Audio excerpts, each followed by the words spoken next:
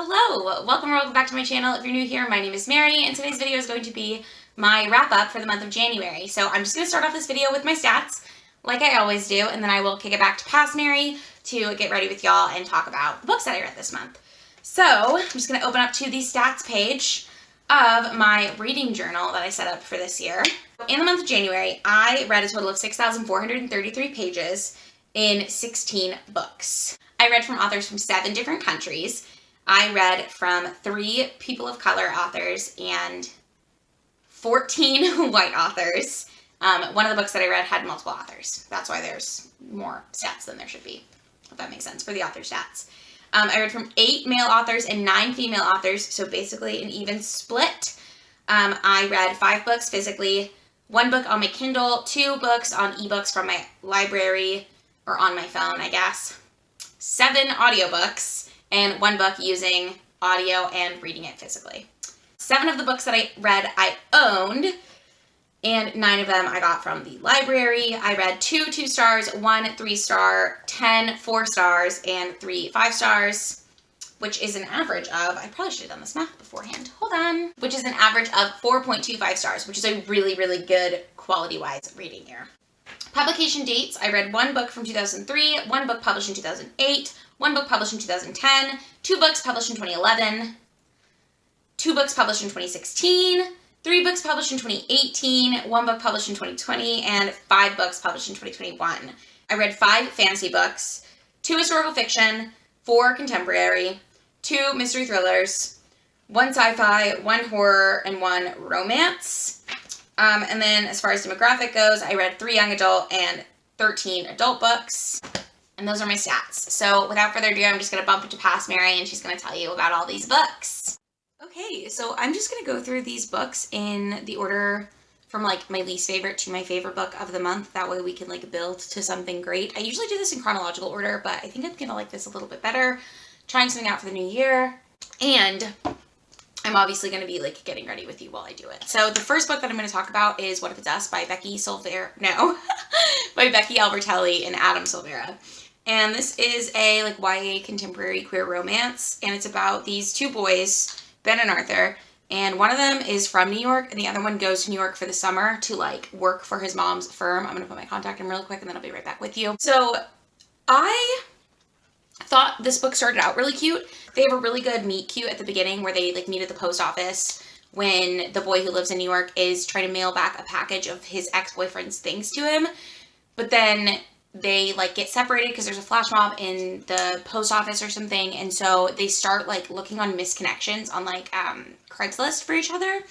And the one who's from out of town, I think, puts up a misconnection on like a bulletin board at a coffee shop. And that's how they like reconnect. And that was very cute. I really, really liked that. But from there, it just went really downhill. I didn't think their relationship played out super well. I didn't think they were very likable as characters. And also, I just feel like I wasn't rooting for them to be together once I got to know them both more. Like, they didn't seem like they should be together. And I think I need to root for a couple in order to, like, really enjoy a story. I ended up giving that one 2 stars. The other book that I didn't really like this month was Today Will Be Different by Maria Semple, which is the second Maria Semple book that I've read. I read Where'd You Go, Bernadette last year at some point. I don't remember exactly when I read it, but I didn't really like that one either. I liked this one even less. I liked this one more to start and then less overall, if that makes sense. I read this on my Kindle because my mom had it on the Kindle. And so it's about this woman, very similar to Where'd You Go, Bernadette, if you've read that, where it's a woman who lives in Seattle who formerly was an artist. She moved to Seattle because her stupid husband got a stupid job in Seattle. They have 1 child. They seem to always be like older moms. Like Bernadette, I think, was in her 40s with like an 8-year-old or something, and I think it's like the same thing here. So it's definitely like a very similar structure. Both the kids go to like the Gaylor school, and this one she has a son, and there's all sorts of stuff about like his school. It's less focused on like her hating the moms at the school though, and more focused on like her just hating other elements of her life. And also, it involves a trope of like the spouse of the main character lying to them about things, which I don't really like. And for me, I felt like this book had the problem of it was set over one day, right? So it's one day, but she keeps having flashbacks to times in the past with like her sister and things that happened when she first met her husband and things that happened when her kid was little and like all this different stuff. But because of the way that it's written, it was hard to tell what was supposed to be present day and what was something that had happened a long time ago. And also, it was hard to decipher through all of that what the actual plot of the book was. It felt too plotless for me. And also, it felt like it covered things that, like, as a 26-year-old not mother, I have not experienced any of the stuff that this character was going through. And I didn't feel like it was written in a way that made it to where I could understand what it would be like to go through those things. I feel like it was really just lip service to people who have felt the way that these characters feel. And I'm not saying that you're like, I'm not invalidating anyone for feeling that way. I just think this is not an author for me, and it's not a style of story for me personally. Moving on to my one and only 3-star of the month. I gave As Far As You'll Take Me by Phil Stamper 3 stars. And this, again, is like a YA queer contemporary. This one follows a boy, Marty, who is a dual citizen of the UK because his mother is from Ireland, I think, Northern Ireland maybe. And he decides that when he graduates high school early, because he's from a small town in Kentucky, he decides that he is going to... Hi, Murph. What are you up to? He decides that he's going to move to the UK to pursue music. And he lies to his parents and tells them that he got into this music program. But it's really just that he wants to get away from everybody. When he turns 18, he thinks they can't come get him again, and he's going to try to make it on his own as a musician. Fine premise. It's about his, like, first relationship with this guy that he meets in his program who's friends with his cousin who is also gay, which is good because they have, like, some rapport and they can, like, relate to each other in that way, and they're also roommates for the summer. He's staying with his cousin, and he's supposed to be staying with his aunt, but his aunt actually has to go out of the country for something. I can't remember why. So, it's just this whirlwind summer that he has with this, like, first love and all this stuff. This was just okay. What I enjoyed about this book a lot is that it focused a lot on, like, Marty's body issues and his, like, other issues besides just him being gay. Like, it did, one of the big conflicts in the book is him trying to reconcile his hometown in Kentucky and the people who he, you know, grew up around and, like, his family, his, like, parents and his best friends from back home. He's trying to reconcile, like, how he had all these good memories with them, and then also how they weren't quick to accept him the way that he is. And so, like, going through that is one of the big, like, struggles that he goes through, but he also goes through body images with this boyfriend where he's, like, he can't tell if the guy really likes him, and he's very insecure about the way he looks because he thinks he's a little overweight, and so he starts, like, really restricting what he eats, and seeing all of that play out, I think, was the most compelling part of this book. I think what I've learned about myself is that perhaps YA contemporary romance isn't for me anymore, ? Even though a year ago, I really liked it. So I'm a little confused as to what is going on with my, like, ratings of these books because I, on paper, love all of these things. But again, I gave that one 3 stars. I thought it was good. It just, like, wasn't great for me, I guess. And then now we're going to move into the books that I gave 4 stars, starting with books that are closer to, like, a 3.5, moving up to books that are up to a 4.5, and then we'll go into my 5-star reads. The first, like, 3.5, better than a 3-star, but not quite my least favorite 4-star. How about that? Was Thunderhead by Neal Schusterman, which is the second in the Arc of the Scythe trilogy. This book had really bad, like, middle book syndrome, I think. I am buddy reading these. If I could speak English, that would be so cool. I'm buddy reading these with my friend Amanda at her Pacific Northwest Washington life. I will link her channel and stuff down below. And we both talked about in this one how she said that she thinks that this was originally a duology, and then when it got published, they asked for it to be a trilogy. And so it kind of feels that way. This is like a 500-page book, and I'm not going to lie to you, not a lot happens. It's a lot of, like, filler information. They add some new characters to add some, like, intrigue to the world. But basically, the plot of Arc of the Scythe is, or the premise, I guess. I'm not really going to tell you the plot. But the premise is, it's this futuristic dystopian society where people no longer die of natural causes. They die only if they're gleaned by these things called scythes. And so, in the first book, we follow Citra and Rowan, who are 2 teenagers in this futuristic society who are being trained to become scythes. And then you learn that there's like new order scythes and old order scythes, and they have like different theories on how you should kill and how you should behave as a scythe. And that's sort of like where the world divides. The Thunderhead is kind of like the cloud, if you will, and it's their form of government. So they just have this like artificial intelligence government that controls everything in the world except for the scythedom. And so the second book is like, I guess, marketed to focus on that portion of it. But I just felt like it had some definitely like good parts, and I definitely enjoyed my read of it, but it took me a lot longer to get into this. And I think the problem is I didn't love the first one as much as I think I was originally reading this trilogy with Hugo at the Scientist Reading World and Amanda at her Pacific Northwest Washington Life, and both of them seemed to love the first book.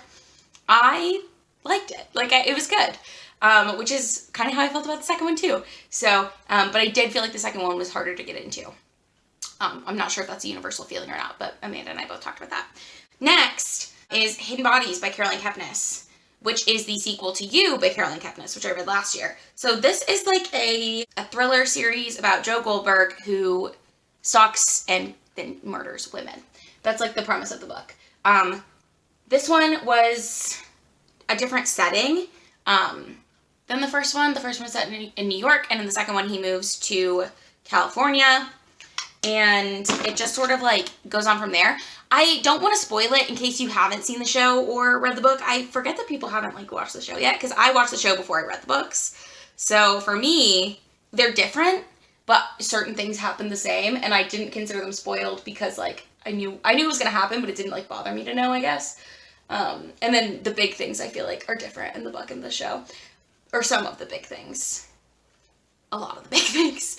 But there's a new love interest in the second book, or love interest, I guess.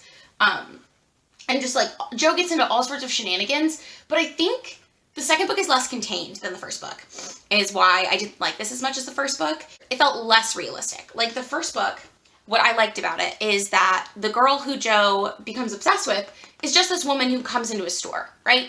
Her name is Guinevere Beck. She's a grad student in New York.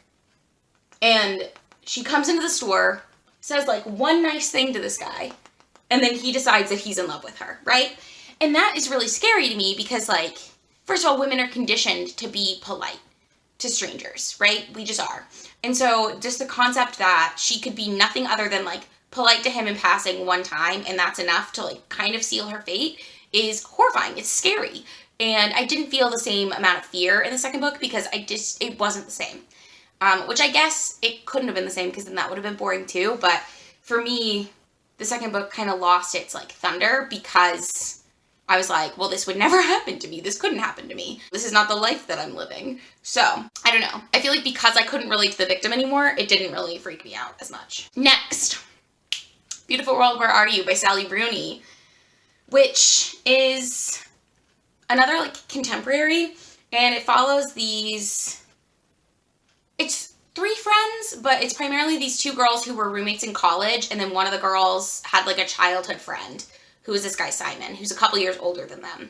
And it's years later, but it's following them as they've like gone through their lives. So I think Alice is the friend who's an author, and she's written some successful novels, but now she's like had a mental break, was in a hospital for a while, and moved to a small town in Ireland so she could like get away from it all. And she meets this guy Felix, and they start this sort of relationship. And then the other girl, I can't remember her name, I feel really bad now, but she and Simon have had this like on again, off again thing forever. And her sister's getting married, and so they start like seeing each other again, but they're just miscommunicating about things, which is really frustrating to read, miscommunication between 30-year-olds. Eileen, her name is Eileen. Simon and Eileen, it just feels like they're not really like acting like they would act as adults with each other because they've known each other since they were little kids. But yeah, you follow this whole thing. What I will say I really enjoyed about this book that diverges from other Sally Rooney plots is that this one actually gives you an ending, if you will. So both conversations with friends and more so normal people end with the characters having a conversation about like laying out the options of what they could do going forward, but not deciding. And in this book, there is an epilogue. So there is decisiveness. A decision was made, things happen, and I really enjoyed that from her. I feel like what I liked about conversations with friends in particular was the open-endedness of the question, but what I liked about this book, or what I wound up really liking about this, was the, like, this is what happens. Which is interesting because I think it's just because Sally Rooney usually doesn't do that. But when other authors put in epilogues, I'm like, oh, here we go. Because I just feel like it's annoying because I could have, like, figured out what I thought was going to happen. And that's, like, half the fun for me.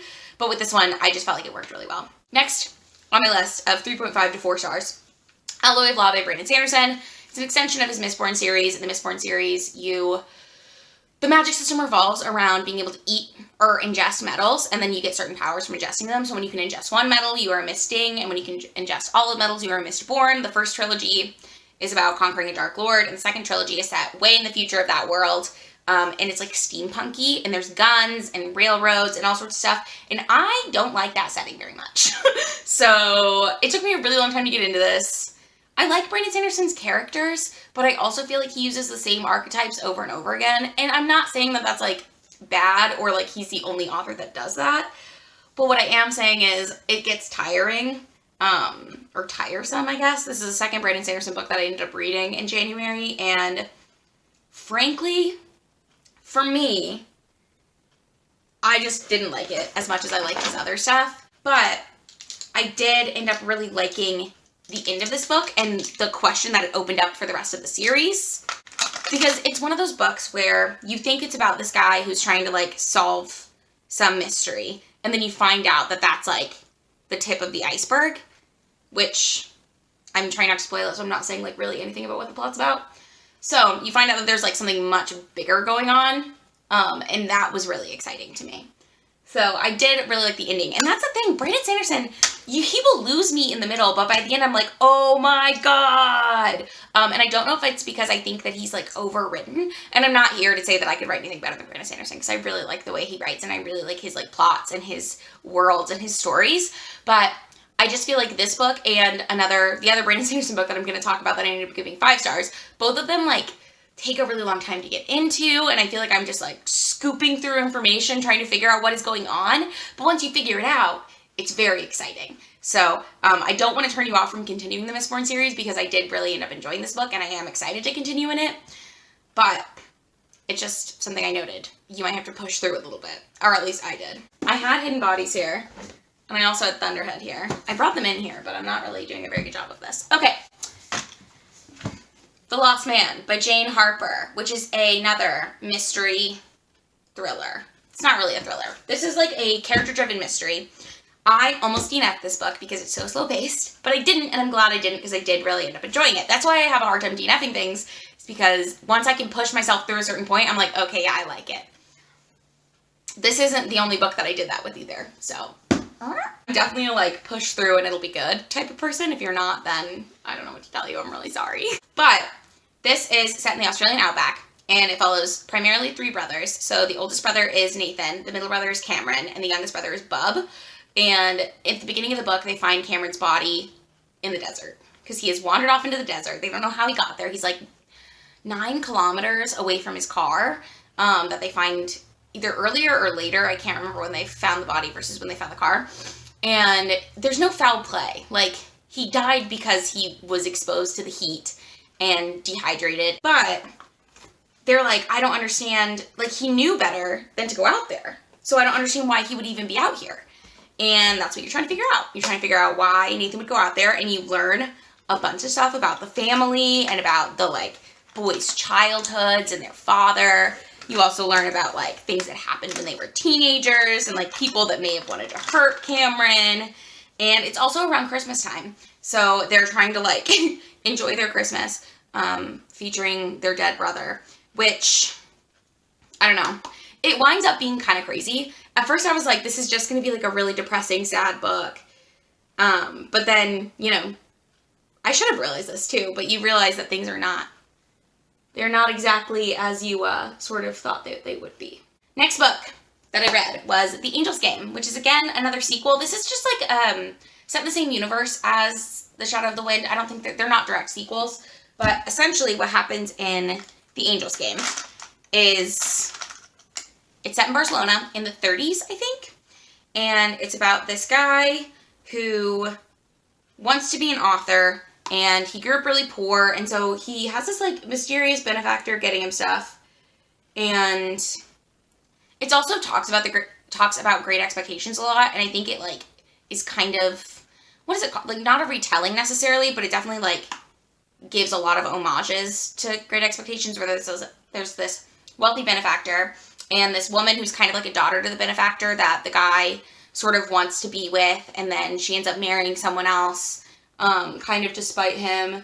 And also, while this is going on, he's living in this house that is like, quote unquote, might be haunted, and he's trying to figure out like what's going on in this house. And the people who used to live there, like, were into kind of like weird culty things. Again, I feel like these books kind of hide the plot from you, which I don't always love. So when I was reading this book, I really enjoyed it, but it felt like there were 3 distinct plots, and none of them really tied up until the end.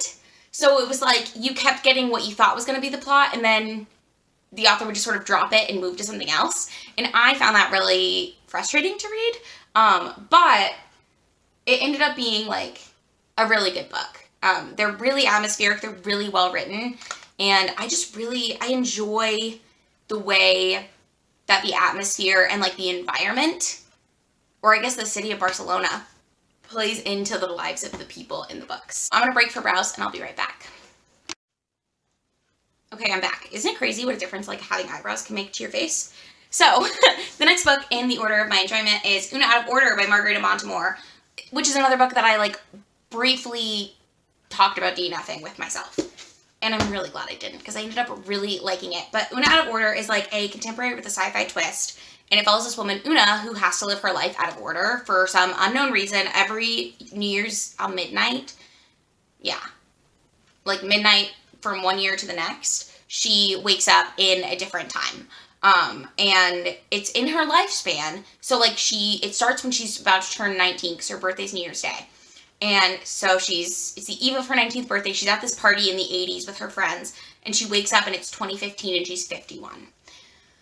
So you can imagine that would be very stressful. I am very small, and I have no money.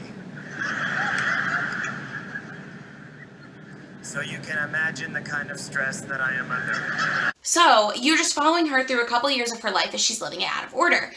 The problems that I had with this book is that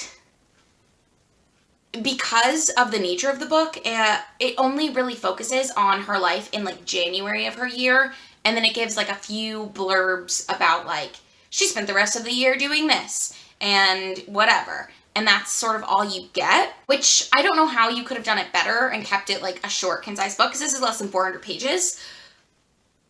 But I felt like because of that, it was just not like as well fleshed out as it could have been.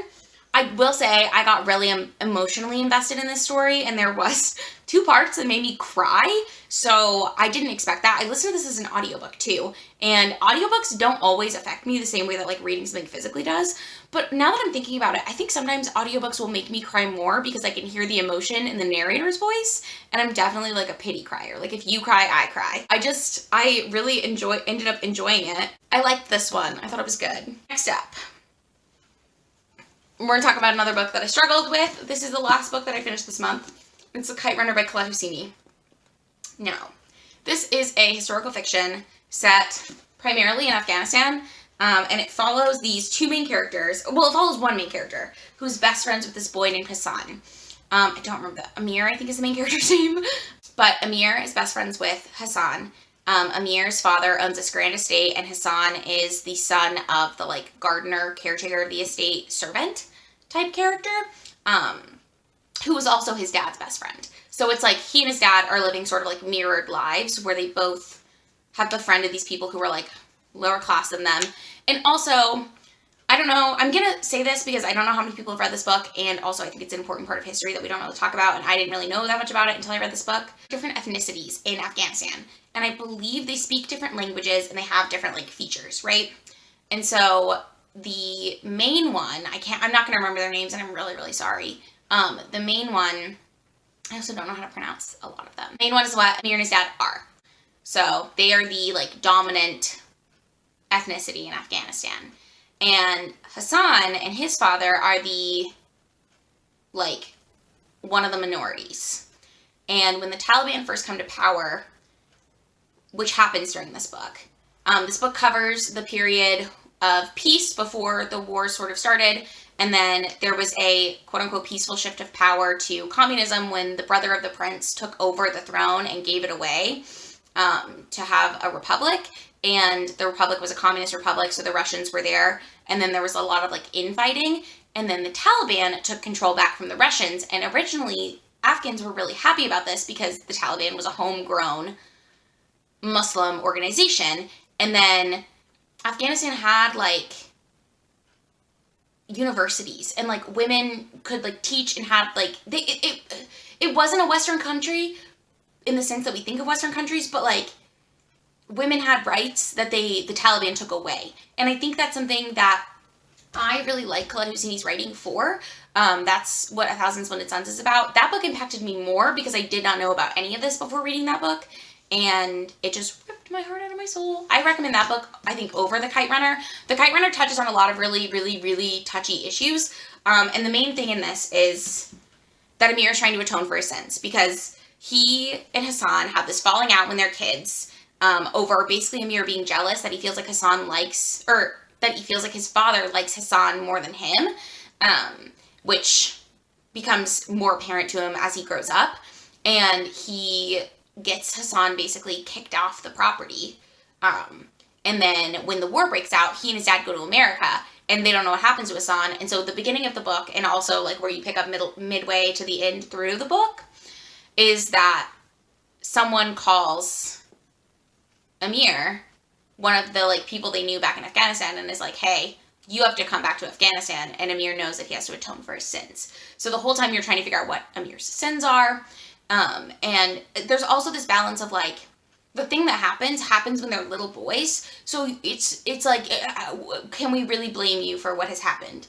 Because it's more about Amir's inaction and unwillingness to help someone than it is about something that he's actually done, and I'm going to get emotional just talking about this book, but it was really good. On reflection, I like it a lot more than I liked it while I was reading it.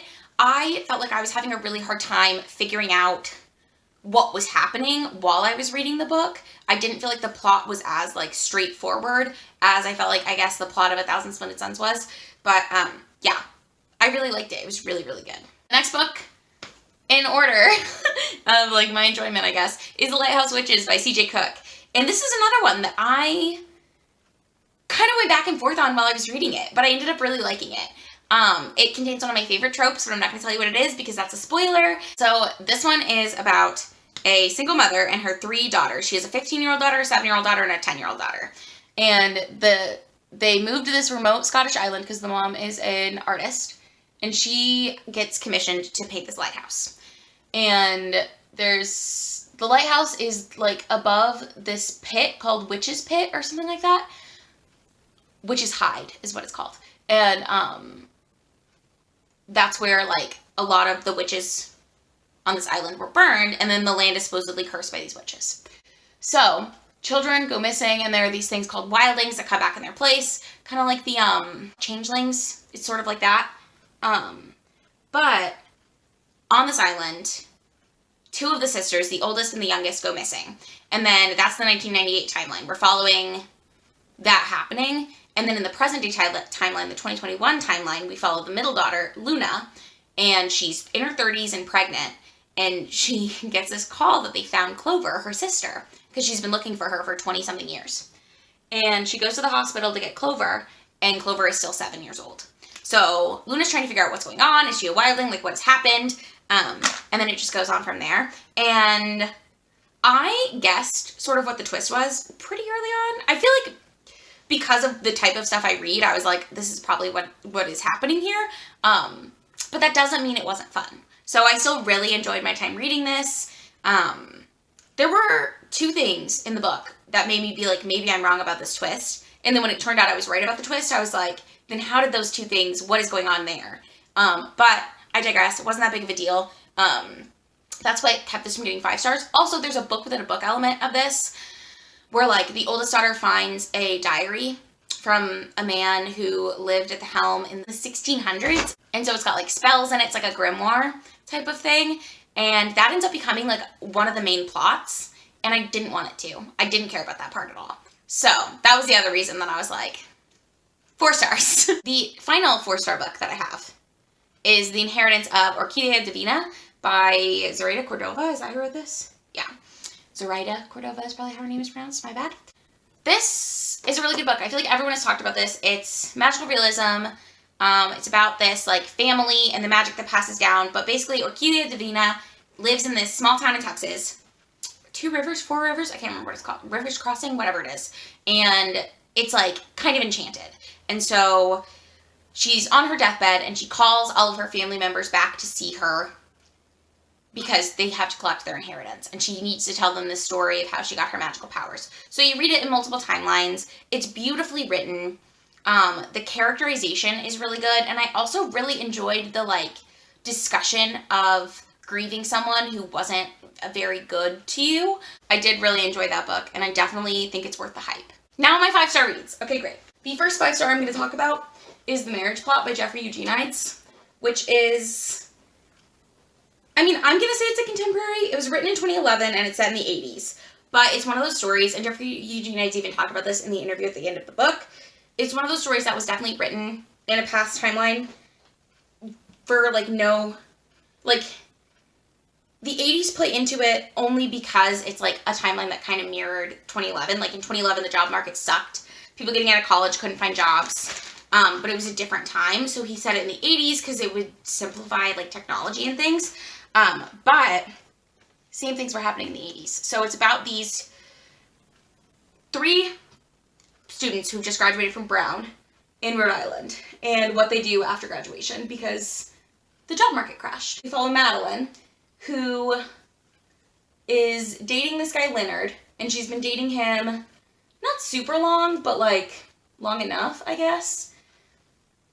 And this other guy is one of her like college friends, and he's always sort of been in love with her. I can't remember his name either, but he's like a religious studies major, and he ends up going to India after they graduate. Leonard gets this fellowship with a like a biology thing maybe. But it's called The Marriage Plot because Madeline studied English and she became obsessed with the marriage plot of like Jane Austen's books and that whole thing. And so what I really liked about this book is it toys with the idea like, would the marriage plot work today?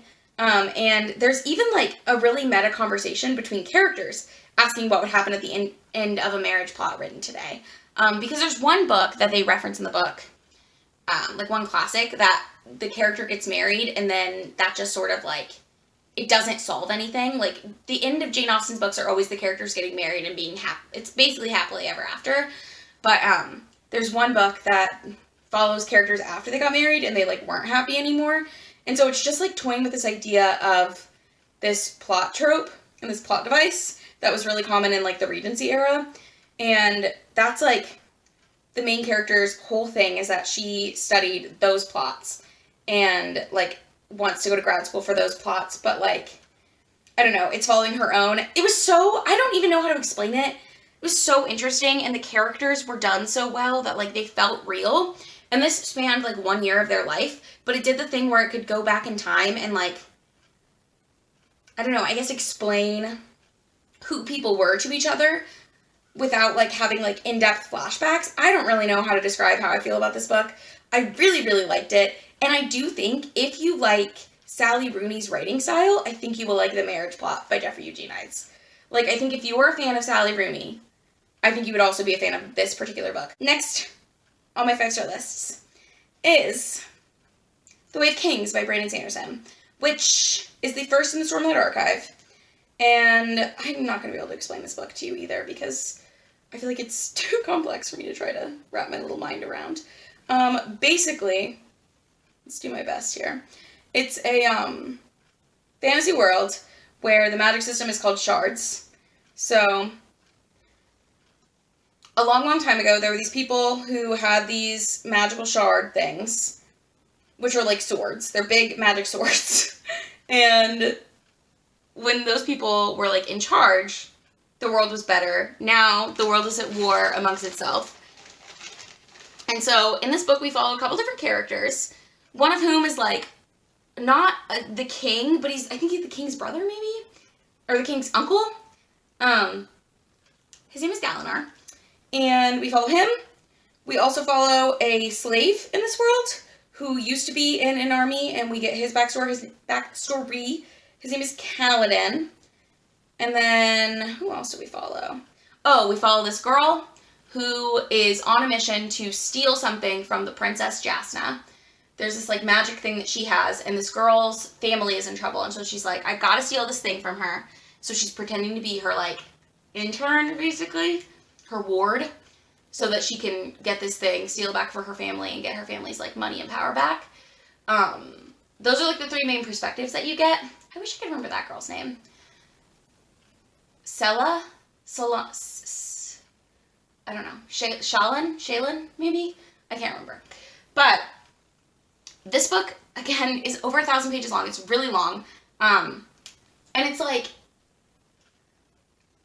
so much information to learn that it took me a really long time to read it.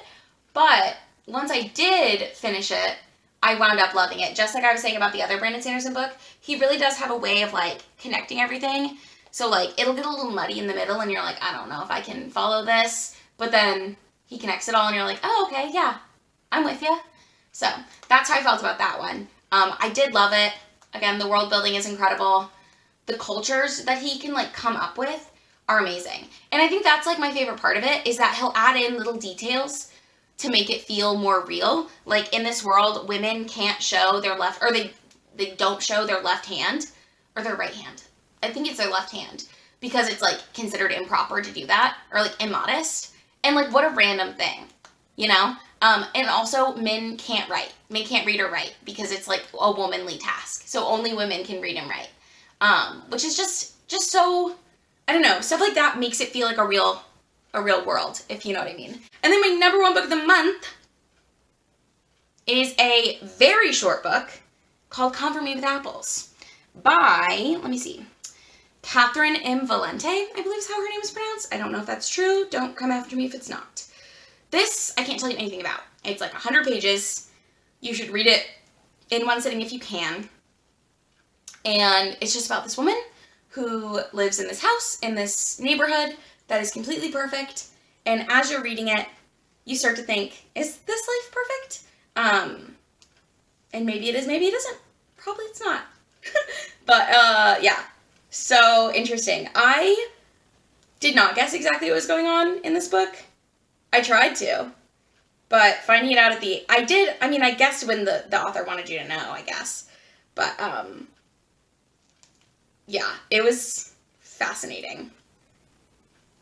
Fascinating. I really loved that book. That's a contender for, like, best book of the year for me. So, that's it. That's my wrap up. I'm going to finish getting ready, and then I'm going to film the intro and outro for this video. And that's it. Thank you so much for watching this video. If you enjoyed it, don't forget to give it a thumbs up. If you've read any of these books, let me know in the comments down below how you felt about them. And also let me know what your favorite read of January was. And I hope you had a great reading month. I sure did. I read a ton of books this month, and I'm hoping to keep up that momentum in February, because if you've seen my February TBR, it is out of control. Again, thank you so much for watching. Don't forget to subscribe if you haven't before you go. I do post 2 new videos every single week, and I will see you in my next one.